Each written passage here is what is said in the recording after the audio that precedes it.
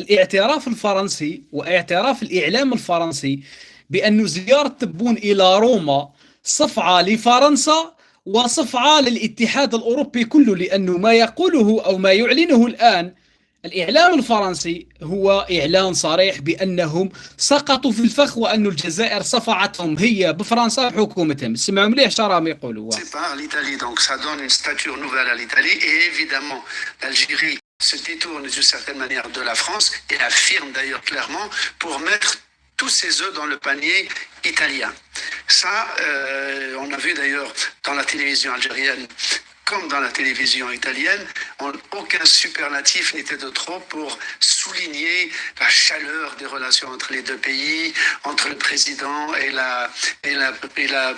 Madame Meloni, bref, entre les deux pays, les deux partenaires qui se tendent la main par-dessus la Méditerranée. Et puis on le rappelle, Slimane, on rappelle un fait historique.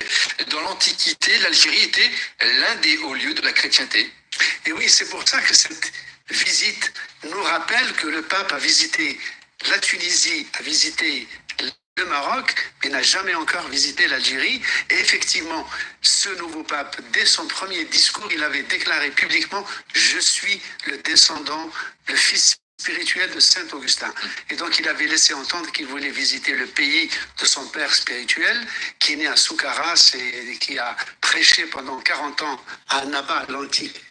هذه اللي ضحكوا البارح لما درنا لهم استطيع، قلت لهم باللي البابا فاتيكان راح يزور الجزائر، وبالضبط ولاية سوغهراس، أين طبعا موجود الباباهم الأول القديس أوغسطين. متابعينا الكرام، وضحكوا علينا البارح، قال يا ولدي انتم راكم تتمسخروا، ما كانش منها وما على باليش. وتكلمت على البارح، قلت بأنه هذه الزيارة عندها بعد ديني، والبعد الديني دائما ما يدخل في السيطرة على أو في رسائل إلى أعداء الجزائر، من بينها فرنسا. والإعلام الفرنسي هو يعترف بأن زيارة عبد المجيد تبون إلى روما بأنها ضربة قاسمة للاقتصاد الفرنسي. Eh bien, effectivement, ce que nous appelons, ce qu'on appelait à l'époque l'Africa, l'Est algérien et la Tunisie, était un des hauts lieux de la chrétienté. Sont nés là-bas 3 papes.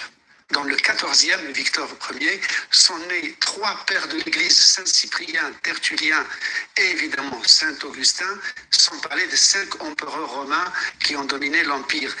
Donc l'Algérie de ce côté-là, le territoire de l'État algérien aujourd'hui, est un haut lieu méconnu de la chrétienté. L'éclairage de Slimane Zeguidour. Merci beaucoup Slimane. أنا يعجبوني والله غير الإعلام الفرنسي، ماشي فقط راه يعاني الإعلام الفرنسي، كل كلامه الفيديوهات كل تبون تبون تبون تبون راح الإيطالي، تبون راح دار اتفاقيات مع الإيطالي، تبون كذا تبون كذا تبون كذا، الجزائر راح نديروا عليها حصار، وراح نحاصروا الجزائر، وراح نديروا كذا. ما الذي يحدث؟ ما الذي يحدث بين الجزائر وفرنسا؟ متابعينا الكرام، هذه هي النقطة المهمة التي لا يريد الجميع طبعا أن يشرحها. العلاقة الجزائرية الفرنسية إلى أين تذهب؟ متابعينا الكرام، ثم على بالكم باللي البارح تم منع دخول بعض المسؤولين الجزائريين إلى المناطق الممنوعة والمناطق اللي ما تصلحش تدخلها، لازم تكون دبلوماسي. البارح فرنسا متابعينا الكرام قامت بمعاقبة الجزائر، نستطيع أن نقول بمعاقبة الجزائر. أنا نقولها يعني قامت فرنسا بمعاقبة الجزائر. أنا نسميها باللي فرنسا عاقبت الجزائر بالفعل اللي دارته البارح، رغم أن الجزائر توعدت بالرد، وتوعدت بالرد القاسح والرد المعقول، إلى أن الدولة الجزائرية متابعينا الكرام، وبسبب الانشقاقات كما قال طبعا المحللين الدكتور أسامة بوشماخ، قال الانشقاقات داخل النظام الفرنسي التي أنظرت بوجود طبعا يعني مشاكل سياسية خارقة، وبسبب هذه المشاكل يعني أرادت مهاجمة الجزائر. شوفوا وش قالت لهم الدولة الجزائرية. أستاذ عبد الغفور، لو تلاحظ معي أنه بما أن فرنسا هي يعني مضطربة بين توجهنا، فنحن بخير. هذا هو الأساس الذي سار عليه الرئيس بومدين، قال كلمة مشهورة جدا. لهذا فنحن مضون، نحن مرتاحون جدا، نحن ننجز صفقات بالمليارات من الدولارات، العديد من الشراكات الاستراتيجية مع الاستثمارات. نعم، نحن نتوغل في إفريقيا، لدينا علاقات مع القوى الكبرى والعظمى. هؤلاء يأتون إلينا ونحن نذهب إليهم. البساط الأحمر يشير، لا نميل إلى أي أحد. البساط الأحمر ماض في استقبال الرئيس، طائرات تنزل والطائرات لا تنزل هناك، وبالتالي فنحن مرتاحون جدا. وهذا أكثر وهو ما يزعج في الحقيقة. نحن لدينا مسارات، نحن لسنا في الحياد ومحترمون في كل دول العالم، ويتم الاستقبال، ولا نستثمر فقط في الجانب الطاقوي. الجزائر تستثمر في الجانب الطاقة، في الفلاحة، في المياه، في السدود، في صناعة الدفاع الوطني أيضا. نحن مرتاحون جدا أستاذ عبد الغفور. ولكن هؤلاء الذين لا ينظرون للأسف هم يعرفون الشفرة. الشفرة في الجزائر، يعني شفرة 213 وهو مفتاح الجزائر معروفة جدا. السيادة، تحترمني سيادتي أحترمك، لا تحترمني لا أحترمك. ولهذا فالعلاقات الآن البينية المتبادلة، الكل يدرك والكل يعلم بأنه المفتاح في الجزائر وهو علاقات رابح. تحترمني أحترمك، لا تحترمني لا أحترمك. السلام عليكم. مفتاح السياده في الجزائر، خوتنا ديروا لنا لايكات برك اللي راهم يتبعوا فينا. السناغيلا راهم يستناو كتاش نطيح لهم وكتاش نرخصهم. والله ماني قاعد اليوم السناغيلا، ديجا راني درت فيديو مع الاول سينيالاوه. ديروا لنا لايكات خوتنا برك، ونعاود ناكد نقول تحياتي لهذو هما الرجال خوتنا، هذو هما الرجال خوتي. تحياتي لرجال الحمايه المدنيه الذين ساهموا في اخماد كل الحرائق اليوم. تحياتي لهؤلاء الرجال الذين صمدوا طيلة 5 أيام أو 6 أيام وهم يقومون بإطفاء الحرائق في كل الجزائر. هذو هما الرجال اللي لازم نحترموهم ونوقفوا معاهم ونعاونوهم ونكرموهم، وهذو هما الرجال اللي لازم صح يتكرموا. متابعينا الكرام، الجزائر قالت ورددت: نحن سوف نطبق مبدأ المعاملة بالمثل مع فرنسا. خويا تحترمني نحترمك، تقلل من قيمتي نشلح لك البنطالون من الاخر. هذا هو قرار الدولة الجزائرية. إيطاليا تراهن على الجزائر وراهنت على الجزائر بأكثر من 10 مليار دولار، وقالتها جورجيا ميلوني، ولكن هذوما ما عجبهمش الحال خاوتي. على بالكم معلش راهم يسينياليونا في الفيديوهات. ديروا لنا لايكات خاوتنا الله يرضى عليكم، ديروا لنا لايكات، بارطاجيو الفيديو في مواقع التواصل الاجتماعي. وتحياتي لكل الجزائريين ولكل الزعامة متابعينا الكرام. اسمعوا هذا التقرير، وصفت وسائل الإعلام، اسمعوا هذا التقرير اللي دارته، اسمعوه. المجيد تبون إلى روما.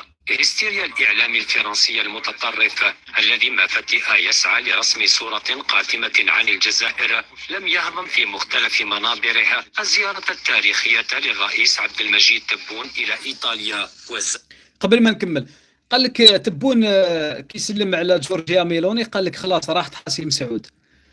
قال لك الدولة الجزائرية سي بون برحت حسيم سعود لجورجيا ميلوني.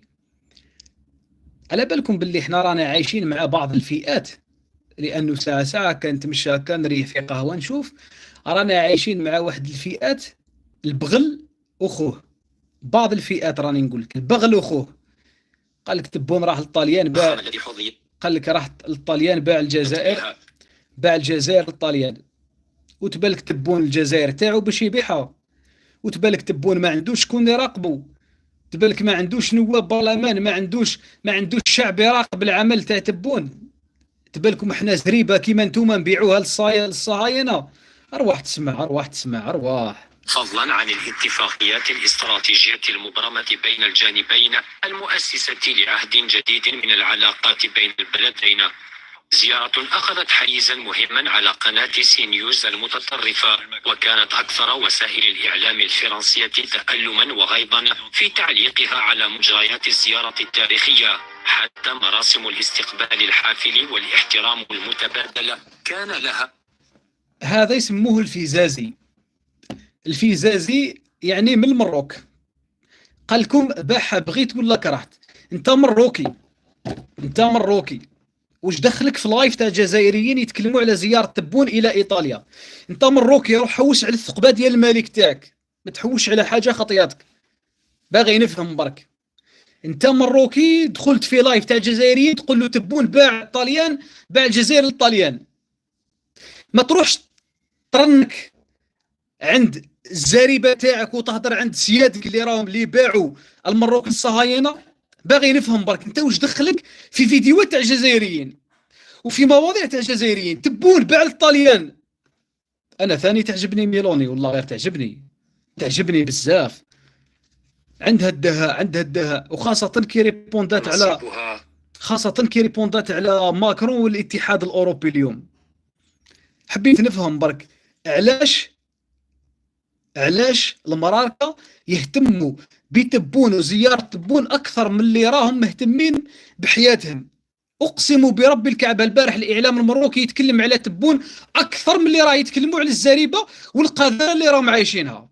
وأيضا في تعليقها على مجريات الزيارة التاريخية حتى مراسم الاستقبال الحافل والاحترام Moi, ce que j'attends, c'est ce qui va se passer dans les jours prochains entre...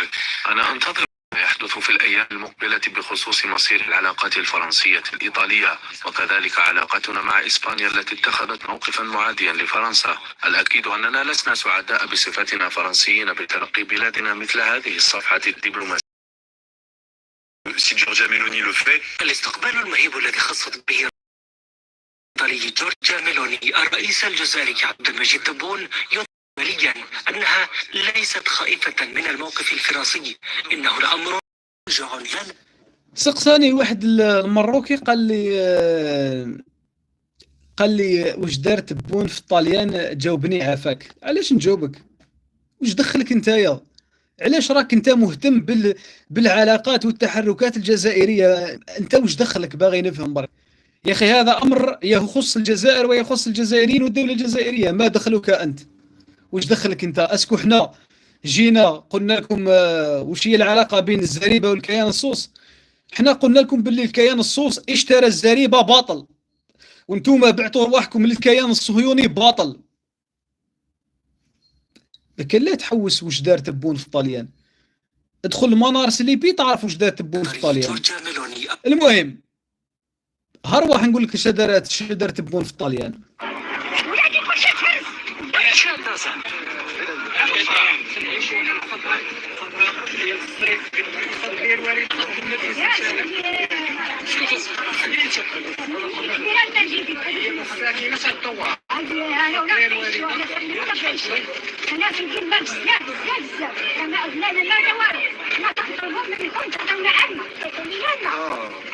ما بغينا حتى حاجه، ما بغينا سبيطار، ما بغينا والو. النجف لا، انا تهرست بنيتي، ما كاينش حد يهز ولادي كلشي تهرس. انا ننصحوا هذاك اللي يقول لك الجزائر ننصحوا يروح يدي بدون تاع ما يمدها الهادومه مساكن اللي حابين الماء. والله ربي يكون معاه. ما احنا ما استشفاوش في هذا الشعب الزوالي والشعب الفقير، لانه والله غير معاناه كبيره راهم يعيشوا العياشه في تلك الزريبه. ما كانش شكون اللي وقف معاهم وما كانش شكون اللي راه يعاون فيهم. حنا ما نكونوش كيما هما طحاحنا ورخاس، فهمتوني؟ وما نبداوش نسبوا ولا نحاربوا الجزائر بالفوتوشوب. الافارقه هما اللي راهم مستعمرينكم ومستغلينكم ودايرين فيكم الراي، ماشي حنايا في الجزائر. حنا عندنا الحمد لله طبعا الامن الجزائري، خاصه البارح الافارقه هذوك في وهران اللي اعتدوا على ذاك الجزائري راهم حكموهم. والحمد لله على نعمه الجزائر، والحمد لله على اننا جزائريون. حنا ما ننتصروش على الزريبه بالفوتوشوب وفي مواقع التواصل الاجتماعي. حنا كي ننتصروا في الواقع. وقلنا لكم مرارا وتكرارا، لدينا الواقع ولديكم المواقع. الواقع أن الجزائر ذهبت إلى إيطاليا. أنا ما نقولكش واش دار عمي تبون في إيطاليا، ما نعاودلكش الهضرة، لأنه الشعب الجزائري كله يعلم جيدا واش دار عمي تبون في إيطاليا والاتفاقيات اللي دارهم تبون في إيطاليا. النظام السنغولي الذي يحاول استفزاز كل الجزائريين بتكالبه ونباحه في مواقع التواصل الاجتماعي. نقول لك بأن الدولة الجزائرية هاربة عليك بسنوات ضوئية. انتصارنا اليوم، سواء الانتصار الوعي الشعبي وانتصار الشعب الجزائري الذي أصبح يحب بلده، لأنه خاصة الخونة تاع الوطن كما البارح كيهزوا هذاك الكلب تاع طهاري كيهزوه داوه للحبس. شفنا بعض من الخونة، ثم 3 ولا 4 خونة برك. هذه هي النقطة اللي احنا كنا نركزوا عليها وحبينا نوصلوها ووصلناها. احنا حبينا ننظفوا المجتمع الجزائري، سواء الجالية الجزائرية ولا هنا في الجزائر ولا برا. احنا حبينا ننظفوا الخونة وحبينا نطهروا المجتمع الجزائري من الخونة والحركة وبياعين بلادهم، وهذه هي النقطة اللي حبينا نوصلوها والحمد لله وصلناها. فقط كل ما يديروا مظاهرات، بكري كانوا يديروا مظاهرات ما كانش الشعب يعرف، كانوا برك يروحوا برك او المازدا ها زيتوت هكذا منا. بصح الان الشعب الجزائري اصبح اكثر وعيا. الشعب الجزائري شاف الدول الاخرى كيفاش باعوا بلادهم. نتحدث على مصر، نتحدث على سوريا، نتحدث على لبنان، نتحدث على جميع الدول العربية اللي باعوا بلادهم للكيان الصهيوني. وهذه النقطة المهمة